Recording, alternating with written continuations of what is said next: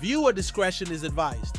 The content you're about to hear is for educational and entertainment purposes only. This is the exact federal courtroom testimony from the Sean Diddy Combs trial, as reported by Inner City Press. When Katt Williams entered that courtroom, no one was laughing. The same man famous for viral rants and wild comedy had just stepped into a federal case under oath, and what he said sent shockwaves across the entire industry. For years, Katt had been dropping names: Jay-Z, Tyler Perry, Kevin Hart, Steve Harvey, T.D. Jakes, Ricky Smiley, and people labeled him crazy. But now, those same names are showing up in legal documents connected to the Diddy probe. In court, Katt didn't back down. He confirmed everything: the parties, the NDAs, the hidden cameras, the careers traded and silenced, all tied to one man's empire. But it wasn't just about Diddy. Katt described a network of stars who played their role to climb higher. This wasn't a stand-up bit. This was a siren. And Katt didn't just bring receipts, he made sure the world watched. And the celebs he named? They might not come back from this, a reporter whispered. At first, no one knew what to make of it. The courtroom froze. Journalists murmured. Social media exploded. Then there he was. Katt Williams, no jokes, no swagger, just a sharp stare and a folder in hand. He walked in alone. No team, no noise. Took the stand, sworn in. Silence. Then came the line. Let me say this once, under oath, no punchlines. I told y'all. You laughed. He told the court this wasn't new. He'd been saying it for years, but nobody paid attention because he made it funny. When people laugh, they forget to listen, he said. Oh, but I wasn't clowning. I was telling the truth in disguise. Katt said he noticed it early. A pattern. The same big names at private events disappearing for a while. Then suddenly, movie deals, awards, new power moves. Someone who was barely clinging to relevance would go to a party, and months later they're leading a blockbuster. Then came the bombshell. You want the link between them all? One name: Sean Diddy Combs. The court leaned in. Katt explained that Diddy wasn't just a mogul. He was the gatekeeper to a darker world in Hollywood. It ain't music anymore, it's power, control, secrets, and silence, he added. And then he dropped this: I'm not up here because I want to be. I'm up here because if I don't speak now, I might not get another chance. From that moment, the mood changed. This wasn't a witness. This was a man throwing lightning. When asked for names, y'all want names? He said, I got names. Then he started listing them: Jay-Z, Tyler Perry, Kevin Hart, Ricky Smiley, Steve Harvey, Ludacris, LeBron James, T.D. Jakes, Ashton Kutcher, Justin Bieber. Every name made the courtroom lean back. These weren't rumors. This wasn't hearsay.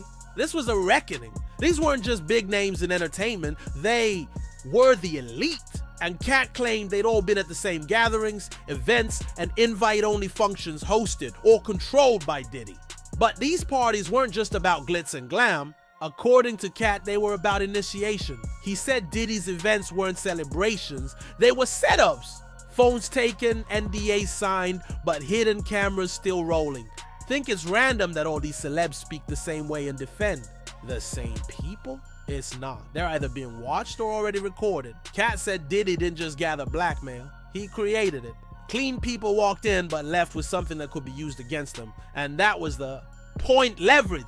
He explained how stars suddenly got movie roles, comedy tours, radio play, all with zero buildup. That's not raw talent, he said. That's the machine working. Half the names he dropped couldn't even pack a local club without that push. Behind him, he made it clear: not everyone did something at those parties, but they all knew, and none of them said a word.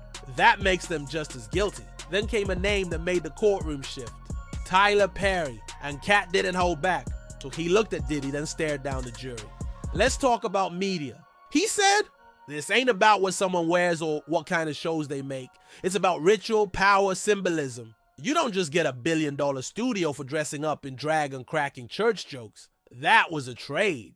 He claimed Perry's early films, his deals, and his rise were all boosted by Diddy's circle. Those premieres, those press invites, that's celebrity support, not luck. That was calculated. Then Katt dropped the moment that would shake everything. Tyler told his male cast not to associate with me. You know why? Because I saw him at one of those parties, having the time of his life.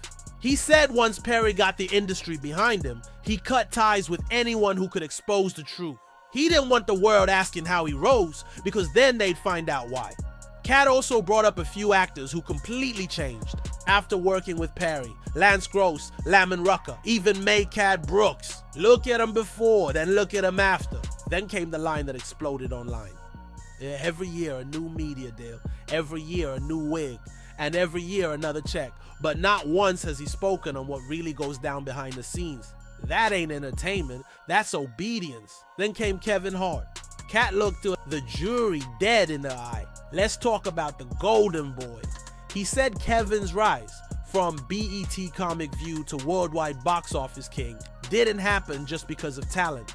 You think it's normal to go from canceled shows to selling out arenas in under 5 years? He leaned forward. Nah, that's what happens when you say yes. That's the deal. And about that now famous quote, the one about turning down $50 million to protect himself, he clarified, that wasn't a punchline. That was me telling you what Kevin said yes to. Something I wouldn't, something real, something nobody talks about in this industry. Unless it was whispered, no one dared say it. But Katt did. He claimed Kevin Hart's sudden ascent lined up perfectly with ties to producers within Diddy's investment circle. Check the dates, he said. Every movie deal, every Netflix special, every major partnership. Somewhere in that stack of contracts, a bad boy fingerprint. Then came Miami 2013, a Diddy party. Not just any party, one that allegedly included a gold room matching the same setup Cassie later described in her own court testimony. But Kit dropped the real twist. Kevin wasn't just a guest, he was a handler. The smile, the charm, the comfort, Katt said. He was a safe face, the one that made new recruits feel like nothing was wrong. And that's why Katt claimed Kevin was always there, but never in the footage. Katt said when he refused the same deal, the doors started slamming, no more tours, projects pulled. But meanwhile, Kevin was getting back-to-back green lights, Ride Along, Night School, Jumanji. You don't get 3 box office runs like that unless someone signed off at the top. Then came the quote that left the room silent. They say Kevin's funny, but that laugh came with a price I wasn't willing to pay. Katt then turned to 2 more names, men he claimed were essential to Diddy's influence, used to make the machine look normal. Ricky Smiley and Steve Harvey. He started with Ricky. You ever wonder how a guy goes from prank calls to movies and syndicated radio? Katt asked. It wasn't the jokes, it was the dress. He said Ricky's leap into mainstream entertainment didn't happen until after he attended specific parties in Atlanta, invite only, handpicked. People who'd play the game, people who'd stay quiet. Then came a dagger. I put it in my contract. I wouldn't work with Ricky again unless he was in a dress. Why? Because that's where they find him most useful. Katt said, I wanted the public to see what obedience looks like. He said the moment Ricky showed up in that Sunday wig and dress, that was proof. You want the check, you know the drill. And he followed it. Then came Steve Harvey. Katt called him the godfather of commercial silence. Not just because he played the media game, but because he refused to speak when it mattered most. He brought up the Lori Harvey Diddy saga. Oh, Steve didn't just see what was going on. He took his daughter to dinner with the man, after she had already dated Diddy's son. Katt asked, what kind of father does that? The kind that's too deep in to back out. Then came a stolen pitch. The Steve Harvey show, that was mine. Changed the city, changed the name, handed it to the guy who said yes. Katt said Steve made a career out of playing nice, writing books, and keeping his mouth shut. That kind of silence? It cost something. Then the room went still. Katt dropped the name like a warning shot. T.D. Jakes. No jokes, no smile. He said it like someone loading the final round into the chamber. Let me show you how this works, Katt said. When scandals start leaking out, when whispers grow teeth, the industry doesn't panic. It prays, or at least it pretends to. He claimed Diddy's team used the church as a shield, not a sanctuary. You think T.D. Jakes preaching at those Diddy-backed gospel shows was about saving souls? Nah, that was about saving face. According to Katt, Jakes gave a holy filter to some of the darkest corners in entertainment. Velvet ropes at gospel shows, gold communion tables, VIP sections at what should have been worship events. He accused Jakes of personally silencing gospel artists who tried to speak out about what they saw at crossover events involving bad boy entertainment. They were told to hush for the sake of the church's image. But then Katt asked, and what about the victims? Then came the headline moment. T. Jakes didn't just lay hands on Diddy, he helped sweep things under the rug. Katt claimed those $1 million tithes, televised charity drives, and public prayers weren't just holy moments, they were part of the cleanup. And if you were a spiritual leader who started asking the wrong questions, you got benched. No pulpit, no book deal, no Sunday slot. Katt even alleged T.D. Jakes knew about a major sex scandal involving one of Diddy's assistants and told folks to keep it in-house. That's not a pastor's job, that's what a fixer does. Then, he dropped the line that shook the courtroom. There's nothing wrong with God, but there's a whole lot wrong with the people pretending to speak for him. When you use the church to hide sin, you're not a prophet. You're a pimp in a pulpit. Katt turned to the jury, then slowly faced the prosecution. His voice steady, calm. You want to know why nobody speaks out? Because everybody knows. They're being watched. He described what insiders told him about Diddy's infamous house parties. Not just the luxury, the candles, the gold-lit rooms, the high-profile guests, but the surveillance. Advanced cameras hidden in decor, in furniture, in ceilings, recordings backed up to servers not owned by Diddy, but by his inner circle. This wasn't for safety, this was for leverage. You walk into one of those rooms and slip up. He's, got you. Doesn't matter who you are. Celebrity, millionaire, cheater, closet case. He's got receipts. Katt said several A-listers quietly opened up to him. Not just about the events, but about footage. One brother told me straight up, if that tape ever drops, I'm finished. My family will cut me off. Katt didn't name names, but the fear in their voices, he said, was real. He quoted Ashton Kutcher, what happens at a Diddy party stays at a Diddy party. Then he asked, why do you think they say that? Because they know what happens, and they know it's being filmed. He linked this secret footage to why so many celebs went quiet. Singers, rappers, comedians who once hinted at the truth, then suddenly went silent, changed their image, or got heavy into charity work. This wasn't paranoia, it was a system. Blackmail, not rumors, evidence. Cataloged, time-stamped, weaponized. Katt leaned in. This ain't just sex tapes and wild nights. This is about control. Diddy didn't just throw parties. He built a vault. And everybody who got too relaxed in those rooms, they're probably in it. As the room fell silent, Katt moved to his next point. Now let's talk about the ones who did try to speak and what happened next. He started with Dave Chappelle, the man who walked away from $50 million. They called him crazy, said he ran to Africa. But if you really listen to his specials, he was dropping warnings. He said the worst thing you can call someone is crazy. Why? Because it makes it easy to ignore them. That's what they did because he didn't play the game. Then he mentioned Martin Lawrence. Remember him running in traffic, waving a pistol, yelling, they're trying to kill me? Oh, that wasn't just a breakdown, Katt said quietly. That was someone cracking under pressure, trying to send a signal. He argued these weren't random meltdowns. They were consequences. The result of trying to walk away from the machine. You don't just quit. You don't just say no. Not after what you've seen. He brought up Jaguar Wright, Al B. Sure, others who were branded unstable when they spoke out. About Kim Porter, about the parties, about what lurked behind the smiles. It's the same script every time, Katt said. Speak out.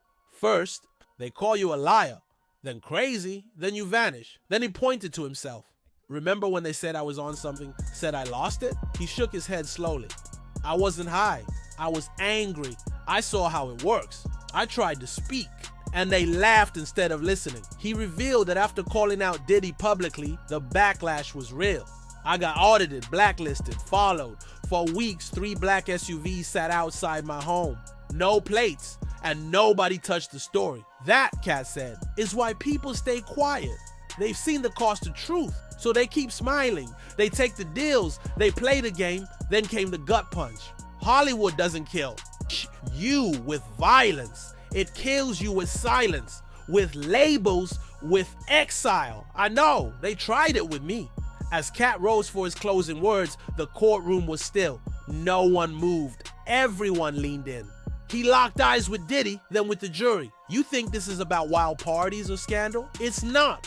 It's about power and what people are willing to do to keep it. He said the industry had morphed into a silence factory where fear, money, or video footage bought loyalty. Next time an artist drops an album or a comic lands a Netflix deal, ask yourself, what did they have to give up?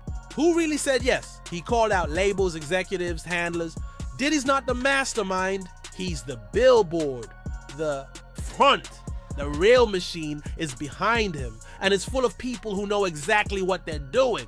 Then he dropped the final reveal. They offered me a check too. It would have changed my life. All I had to do was shut up, never speak on what I saw. And I said, no. He turned to the judge. I'm not suicidal. I don't own a weapon. I love my family. So if anything happens to me after this, you'll know it wasn't me. The gallery froze. Even the pen stopped moving. I made jokes. Katt continued, softer now.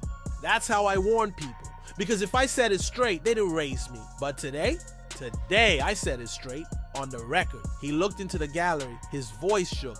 To the ones who think they're untouchable, your time is coming. To the victims still scared, I see you. And to Diddy, he stared hard.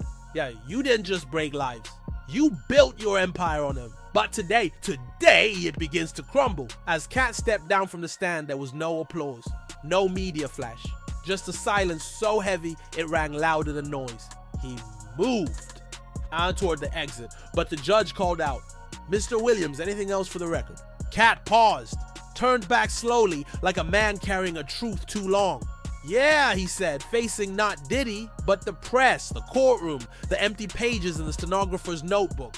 One last thing, he raised his hand and pointed, not at a person, but at all of them. You're waiting for headlines, for indictments, but what you're really waiting for is permission. Permission to say you've known this all along. You saw the signs, heard the whispers, but you didn't want to believe it. That's your favorite artist, your favorite preacher, your favorite actor, sold out their soul for fame. This isn't new, and it ain't just about me. It's about a whole generation raised on illusions, sold success while the truth stayed buried. Fame is the bait, but the price? That's real. Some pay with their bodies, some with silence, some with their lives. Katt walked closer to the jury box, lowered his voice. I've watched good people vanish. Kim Porter, Andre Harrell, people who wanted to talk but never got the chance. I'm here because I do have the chance, and I will speak. His final words hit like a gavel. To anyone who thinks I'm just a comedian, I am, but I'm also a witness. And what I've witnessed will not be forgotten. He stepped back, nodded to the judge, and walked out. No cheers, no celebration, just truth. And behind that truth, a warning. Everything that was hidden is now in the light.